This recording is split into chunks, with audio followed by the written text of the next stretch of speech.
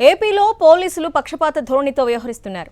Social media కార్యకర్తలపై అక్రమ కేసులు బనాయిస్తున్న పోలీసులు వైఎస్ఆర్సీపీకి ఇచ్చిన ఫిర్యాదులను మాత్రం బుట్టదాఖలు చేస్తున్నారు. వైఎస్ఆర్సీపీ అధ్యక్షుడు వైఎస్ జగన్మోహన్ రెడ్డి, మాజీ మంత్రి అంబటి రాంబాబు కుటుంబ సభ్యులపై టీడీపీ సోషల్ మీడియాలో తప్పుడు పోస్టులు పెట్టారు. దీనిపై చర్యలు తీసుకోవాలని గుంటూరు జిల్లా పట్టాభిపురం స్టేషన్లో ఫిర్యాదు చేశారు. ఆ కంప్లైంట్స్ మీరు ఏం చేశారో చెప్పండి. లీగల్ ఒపీనియన్ కాదు, ఏమి తీసుకున్నారు మీరు 14 days లోపల అకార్డింగ్ టు చట్టం PNSS ప్రకారం 14 రోజుల లోపల మీరు అది రిజిస్టర్ చేయాలి, లేక నాకు సమాధానం చెప్పాలి.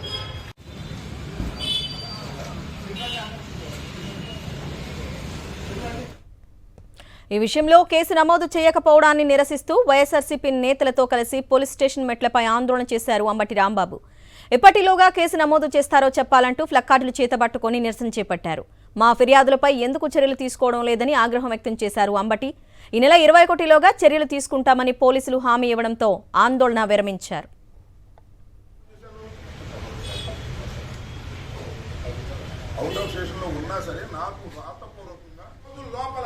మీరు అది రిజిస్టర్ చేయాలి, లేక నాకు సమాధానం చెప్పాలి.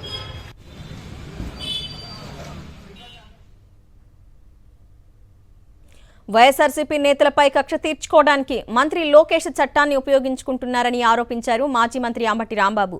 తమ ఫిర్యాదులపై స్పందించకపోతే ఎక్కడైనా నిరసన తెలిపే హక్కు ఉందన్నారు. తమపై సోషల్ మీడియాలో తప్పుడు ప్రచారం చేస్తున్న వారిపై న్యాయ పోరాటం చేస్తామని ప్రకటించారు అంబటి. మా ఫిర్యాదులు పట్టించుకోరా? ఎక్కడో కర్నూలులో ఇస్తే ఒక చిన్న ఫిర్యాదు ఇస్తే అర్ధరాత్రి వచ్చి తలుపులు బాలగొట్టి తీసుకెళ్లిపోయారు. చట్టం పనిచేస్తుందా లేదా ఈ రాష్ట్రంలో? కాబట్టి నేనేం చేశాను, ఆయన ఎవరు మన లోకేష్ గారు సృష్టించినటువంటి రోబో చూశారుగా మీరు, ఆ సీమరాజా ఎంత అగ్లీగా మాట్లాడతాడో దాని మీద యాక్షన్ తీసుకోమని కంప్లైంట్ ఇచ్చారు. No, till now they have not taken any action. So చట్టం తన పని తాను చేసుకోకపోగా చట్టం మమ్మల్ని కక్ష తీర్చుకోవడానికి మాత్రమే లోకేష్ ఉపయోగించుకుంటున్నాడు అనేది నా వాదన. మేమిచ్చినటువంటి ఫిర్యాదుల్ని పట్టించుకోవడం లేదు.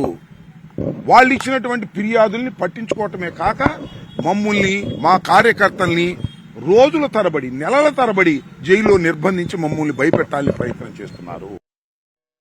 మీరు చట్ట ప్రకారం నడుచుకోవాల్సిన బాధ్యత మీకుందని నిరసన తెలియజేయడానికి వచ్చాను. ఇవాళ చెప్తున్నా, నాకు ఆ కన్సర్న్ SHO CI నాకు చెప్పారు, వితిన్ 2 days ఆ కేసులు రిజిస్టర్ చేస్తామని చెప్పారు. రిజిస్టర్ కాకపోతే మళ్ళీ ఇక్కడైనా చేస్తా, SP ఆఫీస్ ముందైనా ధర్నా చేస్తా, నిరసన తెలియజేస్తా. ధర్నా కూడా కాదు, నిరసన. నలుగురైదుగా వచ్చాం, ఎక్కువ మంది రాలే, మేము జనాన్ని పోగేసుకు రాదలుచుకోవాలా.